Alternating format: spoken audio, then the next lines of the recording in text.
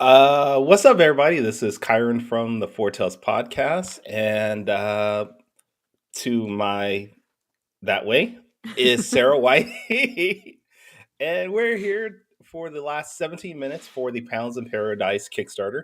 Uh, this is so weird for me to start the show and not have like the music going, so I'm very thrown off right now. I really feel like I need to do my normal intro. But Sarah, I appreciate you being on. I have this weird light from the window that's bugging me. I don't know what to do. All right. Uh it's still morning for me right now. I'm tired. I'm still eating breakfast. So I might be a little loopy and I might be a little bit out of it. But I appreciate you, Sarah, for being on, and anybody that's gonna join in the chat an hour later. You know, we're just gonna hang out for the next 17 minutes, talk about Pals of Paradise, and have some fun. Sounds good to me. Cool. Let's do this. Since we have it up, I'm just gonna play the video. Start us off because I need music. Welcome to Panels in Paradise, where indie comics meet island heat. This isn't your average comic showcase. It's bold, it's badass, it's a celebration of indie excellence.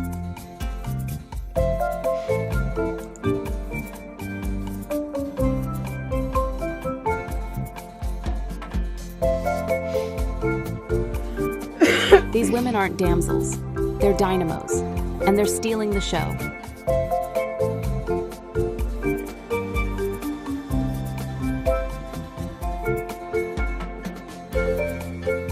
Behind every panel is a passionate indie creator making magic with every brushstroke and beat. This isn't just a comic book drop, it's a vibe, a vacation into vibrant, diverse indie storytelling.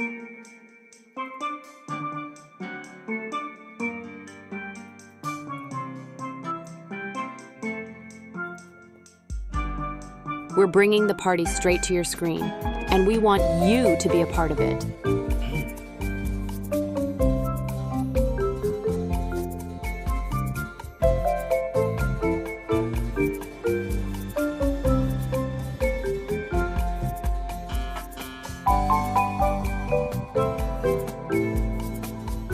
Kickstart your summer with comics that sizzle.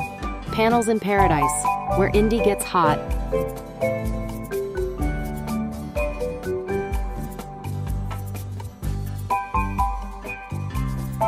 Now on Kickstarter.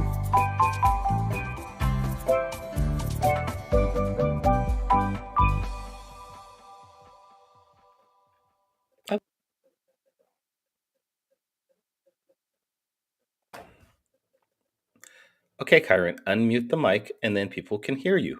It works. It's like, seriously, you're having mic problems now? But it's not mic problems, it's just human issues. But that pepcac error problem exists between keyboard and chair? Yeah, pretty much, yeah. All right, so let's talk about Pounds in Paradise. What it is myself and I think we have like almost 20 creators decided to put together a swimsuit edition of our comic. As you guys see, we are more than funded. We're actually I can't even do the math on how much funded we are right now. What? Well, it'll tell you if you just. I'll tell you, because Kickstarter tells you you're 116% funded. Thank you. See, this is why I need co-hosts because I can't do stuff. So we're 116% funded. We have 13 minutes left, and I decided to just hop on in the last few minutes to just talk about what it is and thank everybody who participated and pledged. Thank our creators like Sarah here, who I'm gonna just pull back the covers real quick and share. I don't think anybody except like my small little handful of people have seen the one that we put into the book, so our submission. So you mean this one? Yeah. So tell everybody who's watching, all 2 people, what is this that we're looking at? So this is if you know the story Power Broker. It's been around for. I mean, he wrote it in like 2018, but Wait, who is he? Todd Vecino, sorry. Todd Vecino is the creator of Power Broker. And so he's been since 2022, I think 2021 maybe, had been crowdfunding, and now I have his book under my publishing company. And so the main characters here are, so that's Kira and Mason on the far side of the net, and this is Madame Duvray in the foreground here, running away because Kira is about to launch that ball into outer space, and Madame Duvray wants to get the hell out of the way. Nice. I love it. Now we have to talk about it because you came in sort of late in the production. You initially did reach out when we first launched it, and you're like, "Hey, I want to be a part of this," and I was like, "I want you to be a part of this." There's a bunch of people I want to be a part of this, but we just don't have a lot of space. So we had to limit it at first. But then as we got closer to being funded, I was like, all right, let's open this up because I know we're going to fund and we're going to have the extra money to cover the extra costs that come with adding more people on. And what was it about this project that made you want to be a part of it with us? Well, it looks like fun for one. Like Yeah. the concept is. I mean, I know that other Marvel and DC have done it, but nobody's ever done it for indie stuff that I know of, and so it's really cool to see our characters doing something other than what they do in their books. Yeah. You know, fighting crime in the case fighting superpowered crime in the case of Power Broker, or they're not. Yeah, they're just doing something like having fun or relaxing. That's stuff that they don't do in their books. So it really looked like a cool concept, and I just want to be a part of every indie group project out there now. So that's just my goal now. It's like every time somebody does something, an indie group collab, I want to do it. Okay. Well, I will let you know that Malachi Bailey, one of the other creators in the book, he does the character Her, Yes. which is this one right here. He has actually said that we should, after this, do a follow-up of a meta ball type book, or the Hellfire Gala type book, where we just have all our characters go out with fancy clothing, things like that. So it's something we're considering. But Danny also said something about doing some other ones too, which sounds like fun. Like you could do like a Snow Bunny issue or something where everybody's out playing in the snow. Oh, that kind of Snow Bunny. Oh, sorry. That's not what I thought you were talking about. Sorry. Today's culture, you say Snow Bunny and something else pops up in my head. I mean, but but you're right. There's definitely that. There's the Met Gala, like Malachi was mentioning. There's a lot of opportunities for us as creators to just show our characters outside of saving the world. And I think that's what, when I initially thought of this idea and I brought it up to Danny, I was like, that's what I want to do. I don't want to do just standard stuff that everybody else is doing. Let's do something different. And I mean, we got 6 to 8 backers for this, which is really good. 9 minutes ago. So if you are watching and you haven't backed it so far, I don't know why you haven't, but go to Kickstarter, go search Panels in Paradise, make a pledge. I mean, you're going to get, there's a bunch of different reward options still available.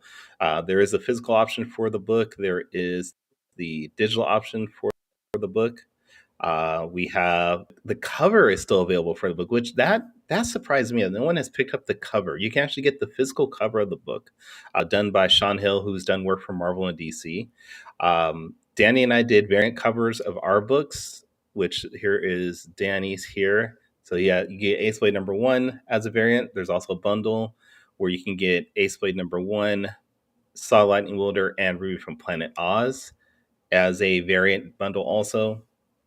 There's a calendar available. So you guys got some time left. There's posters. You got 8 minutes left to get on this. I don't think anybody's probably going to pop in at the last moment to pledge, but if you do, great, because you're going to get this book right away. Like we showed with Sarah's, and if you're looking at this, a lot of the other images there, this book is almost entirely done. One of the things that when we were putting this together, we had a requirement that you had your images done and print ready by a certain time because we wanted to get this Mhm. book out to you guys as quickly as possible. And I want to say we have like 90%, 95%, somewhere around there of all the images done and ready to go. We're just waiting on a couple more people who they've shown me what they're working on. It looks great. And they're just like finishing final touches. And then I'm waiting on Danny to put everything together into a good PDF format for us. Yeah, that's great. I was when you contacted me, I was like, well, I know I can't draw something that fast, but I know somebody who can. Uh, And yeah, Lloyd Ladera did our piece, and he's excellent. It just he has a unique style, which yeah. he was trying to kind of mimic the style of Power Broker, but then he was just not feeling it, and I was like, do whatever you want, do whatever feels right. So, and I think he did a really great job with ours. So, and fast too. I think as a creator, I find that if I let my artists just do whatever they feel like, just give them parameters, that's when the best work comes out. Yes, Yeah. agreed, 100%. Just give them some encouragement, some details, but just let them just go what they want. Like for mines, I did Saw, like I mentioned, and Ruby. Ruby, I did a volleyball scene also, just like you did. But I told my artist Cody, I was like, I just want her sort of hitting Toto, which is the little ball, but that's her Toto in the story. And I said, I just want her hitting Toto like a volleyball, and he was like, I could do that. And he just came up with this idea of just her just spiking it, but with having the monkey in the background there. And I was like, that's perfect. I didn't give me these ideas, and I was like, that's exactly what I want. Just something unique and different, and let them have fun with it. So, all right, how many more Yeah, minutes? I Oh, didn't realize that mine was as similar as yours. I think that it's kind of fun as long as we don't put them like on facing pages. It'll probably be fine. But oh, like they now are very quite similar. now I got to do that when we format this. I'm gonna put the facing pages and be like it'll They're be like the still middle of the book. yeah. They're very like the poses are kind of similar, and that yeah, and they're both like sort of like volleyball. I mean, it's not traditional volleyball when Yeah. Kira's using her superpowers and Ruby's smacking her Toto. Yeah. So that sounded dirty. That sounds very dirty when you say it like that. What is up with you today, Sarah? Mm, Well, I mean that's It normal is very actually. like I don't usually get up and be functional this early in the morning. Like I'm awake until 3 o'clock in the morning, and I don't get up until like 9. So And what time is it for you right now? it is a couple minutes to 11. Yeah, it's not even 9 o'clock for me yet. So don't talk about it being early. All right. It- Well, you're weird. You get up early, don't you? Like you're an early riser. I I don't am. get it. I'm up at 6 a.m. every day. Even on my weekends, I'm up early. Just Is that a I've done. kid because you have kids? Like, is that a thing? I mean, It's it just is a thing, but it's not for me. More, it's just I've always been an early bird. fair enough. Just something instilled in me. Even when I was a kid, I would wake up early, probably to watch cartoons. Actually, now that I think about it, I used to get up early to Oh watch yeah, cartoons. we did that. Yeah, Yeah. I always had to get up early because I grew up on a farm, so we had to go like milk the cows. Like, yeah, did milk the cows, feed the calves, do all the morning farm junk. Okay. I did. Yes. I did not know this about you that you grew up on a farm. Oh, I grew up in Wisconsin. Everybody in Wisconsin grows up on farms, don't they? Yeah. I don't Grew up know. on a dairy, beef, hogs. We had horses, but they weren't for raising for money. They were for riding. They were for recreation, I guess.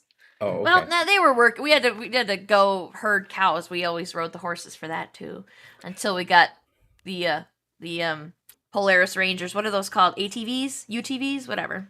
I don't know. You were talking about stuff I have no idea at this point. I'm from California. I don't use any of that stuff. Were you guys in the tsunami warning? Yes. Wow. Like Yes. I know a lot of people who were in the tsunami warning zone, like or the advisory zone. Well, yeah, I mean, it went from California all the way up to Alaska, right? Yeah. And then all of Hawaii, of course. That was Yeah, crazy. Hawaii was going to be in more danger than I think than the West Coast. And Lloyd that we were just talking about, he's in the Philippines, and I was chatting with him last night about a different project, and I was like, "Whoa, wait, are you in the tsunami zone? Should Yeah. you be talking to me, or should you not be climbing higher?" And he's like, "I don't know." And so he went and checked. He's like, "Oh yeah, hell I am." It's like, dude, I should not be telling you this stuff.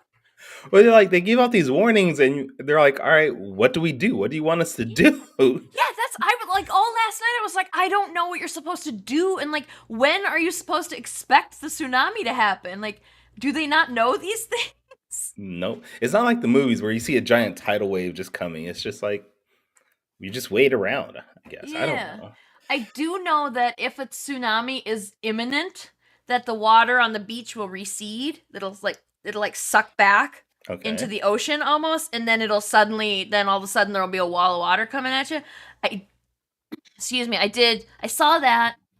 Was it Godzilla? I saw it in the one of the newer Godzilla, and I was like, is that the way that really happens? So I fell in a rabbit hole of researching tsunami, and yes, that is exactly what happens. The water will pull back from the shore, and then, yeah. Okay. So if you see that ever happen, if you see the water suddenly draw away from the shore, run in the opposite direction as fast as you can. Okay. All right. This has been Sarah White, the science woman, on our Panels in Paradise Live Kickstarter. Yeah. All right, we got 90 seconds left. Like I said, I didn't think we'd get any new backers, but that's totally fine. We are more than funded. One more backer? Let's get one more backer. All right. Come on, everybody. I heard if we get one more backer, or if we reach 1,800, Sarah's going to do a cosplay of her image for the campaign. I don't know who you heard that from. Oh, no? Okay. All right, I heard if we do 1,800, I will do a cosplay of my character as Ruby for the campaign. I haven't confirmed that, but you guys got 60 seconds if you want to take that chance and bump $57 in there to get that. Yeah, I'm just saying. All right. I could, if we get up to 1,800, I can like plow through and finish the other piece that we had, and then you can have one more piece for the book. Oh, you know what? I have there. Well, there's only 30 seconds left, but we have one more thing that we're going to be adding to this that I just haven't even promoted because I didn't know what to do with it.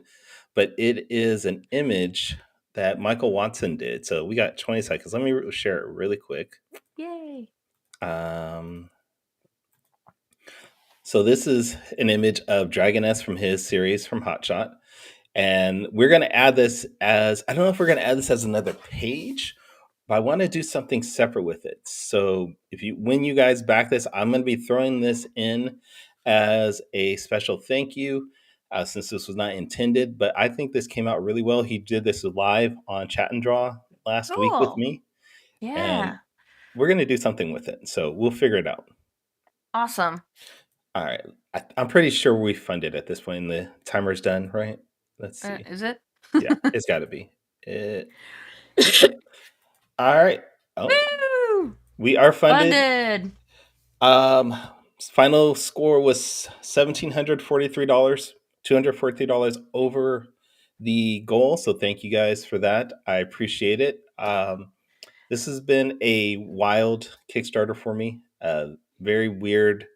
A lot of emotions in this Kickstarter. I don't know why.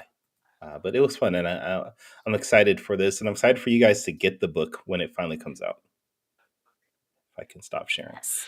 All right, Sarah. I'm excited to see it. Thank you. I appreciate that. Sarah, since you joined us or joined me, do you want to promote yourself real quick? Sure. Okay. You can find me at Definite Article Creative. We're going to have a new book coming out, actually kickstarting, or it's not Kickstarter, it's BackerKit. We're going to be a part of BackerKit's Printopia event, and it's Noctiluca is the name of that, and it's a sexy heist thief adventure, kind of like Firefly meets Cowboy Bebop kind of style. Okay, you had me at Firefly, but then you say Cowboy Bebop, so that's both my jams right there. Awesome. Perfect. Yeah, so like it's about this, she's a beautiful woman, but more than that, she's very smart, and she's very like she's very agile. She can sneak in and out of places without being noticed. She used to be some secret government something or another, and we're going to learn more about that as we go along this series. But now she's kind of like a Malcolm Reynolds type, where she's got her and her crew, and they travel around and they do jobs for anybody who's willing to pay them, and usually that means breaking the law. And she's not above seducing people to get what she wants. So that's going to be September 9th. Okay. And I do have Produce Cats live right now too, which I got some of them in here. That is Produce true. Cats. Oops, upside down. Fully funded, right? Yes, am fully funded, and I think I'm at $600. I just saw somebody else. $606 is the exact amount. I'm pretty excited there. I thought, it'll probably fund, but I don't expect it to do much. So it's really cool that it's gone over $100 over goal. And it was it's just for fun, because I did these little designs 3-4 years ago. I just started drawing them for fun. And then I had a lot of people going, these are really cute, you should make them into stickers. So now you can get them as stickers, you can get them as magnets, you can get them as these little wooden keychains that I showed off here. Nice. What else? T-shirts. There's a T-shirt. T-shirt. Okay. And if we and there's also there's a cross promo going with Lori Calcaterra and Ed Davis. If you go back Path of the Pale Rider and Produce Cats, you can get a Gary the Rotten Avocado sticker. If you back both. This one, right? Yes. Okay. Yeah, so this is a very different campaign from Path of the Pale Rider and Immortal Era. They're literally zombies. Their people can't die in their stories, and I was like, okay, so it's like if we were gonna cross over here, we got to do rotten fruit, right? So we settled on an avocado, and we named him Gary. And if you back Produce Cats and one of these campaigns, you'll get a sticker of Gary. If you back all 3 campaigns, you'll get a sticker and a magnet. And that's only what I'm offering. If you back Lori and Ed, they have stuff too. I think that there's going to be, if you back Lori and Ed, you get this cool reversible trading card thing. I think it's metal. I'm not sure though. So go and look at Lori and Ed's campaigns to find that out. But then if you back Lori and my campaign, you'll get a Dino Nugget sticker from Lori, as well as Gary the Avocado for me. And if you back Ed's, I forgot what happens if you back Ed's. Just back all 3. Don't just back everybody's, okay? Yeah. Just so if you like to be traumatized, or if you like to be scared, and just horrified with stories, definitely go read these, because they're unsettling. But I know Lori's death is gone. Death just stopped coming in and reaping people, I guess. So we're talking about in the story, not in real life. Yeah. Oh, maybe in her life too. Maybe it's based on a true story. I don't know. Oh, okay. But yeah, the death is gone. They don't know what happened, and so people will die and they won't even know it until they start to decompose. And it kind of is an allegory for dementia too, because as the people decompose, they start to lose their minds, but they're still people. And it brings up a lot of interesting ethical questions. And Immortal Era by Ed, he also it's a sort of the same thing, not exactly, but you can't die, but you can be horribly maimed, and so there's one of the characters I know is just a head that he's managed to rig himself up with a mount to fly around on so that he can move, but it's just a disembodied head. Yeah, those 2 campaigns and your campaign, completely different parts of the spectrum. I only think they're on the same spectrum. I think they're... No, I don't. We made a joke about it on my show, on Critical Affection. We did a mega quiz night, and we made a joke about it, and then that's what happens. It's they were like, you should do it, and so I did. I drew a moldy avocado, and then we're like, okay, yeah, let's do this. So that's what happened. And Lori did point out that a lot of her, like all of her people, her fans are very much animal lovers, and so they'd probably like that too, which makes sense. I mean, who doesn't like animals? And I've gotten requests to do produce dogs as well, so maybe that'll be coming in the future. Oh, okay. All right. Well, I guess that's it. I don't have anything else coming up because you guys helped me fund my Kickstarter. So we're going to be working on that. Check out Sarah's. You moved. Check out Sarah. I ain't going nowhere. I don't know what you're talking about. I've been here the whole time. Check out Sarah's Produce and I was about to say Produce in Paradise. It is Produce in Paradise, I guess. Yeah. Yes, Produce Cats. Check out Produce Cats. It's still available on Kickstarter now. And yeah, that's it. Thank you guys for watching. You can go follow the pre-launch to Noctiluca on there too, if you want. And and then like Power Broker's coming back in October, and stuff is happening. Okay. Pretty excited. I'm glad. All right, everybody. Thank you for your support. Thank you for joining us on the stream, and I hope you guys have a great day.